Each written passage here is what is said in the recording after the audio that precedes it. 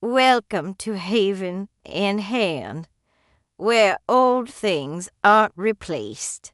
They're revived. About a month ago, I found the original French doors to our dining room tucked away in the garage attic, buried under dust and forgotten. I turned to my husband and said, I want those doors in all their original glory.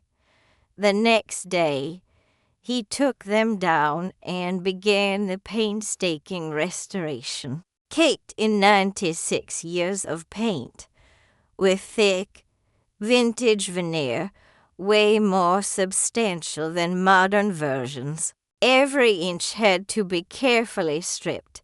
He completely disassembled each piece, cleaned off layers of history, hand-cut new glass to replace two broken panes, and then reassembled them with care. Last week, we finished adding stained glass for privacy, so I can work at the dining table without feeling exposed, while still letting in that beautiful, dappled light. And that's not all. We also found the original screen door, and he gave it the same treatment, sanded and oiled the wood cleaned, and polished every copper spindle, replaced the screen, restored the hardware to a soft, glowing finish. Now, both doors stand proudly, not as antiques behind glass,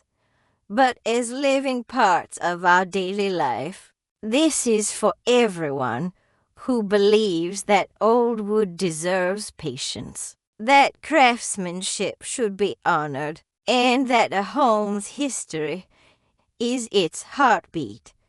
If you love seeing vintage features restored with care, please like this video, subscribe to Haven in Hand, and hit the bell so you don't miss more stories of slow, intentional living and restoration. Every like and comment helps others find hope in their own old homes.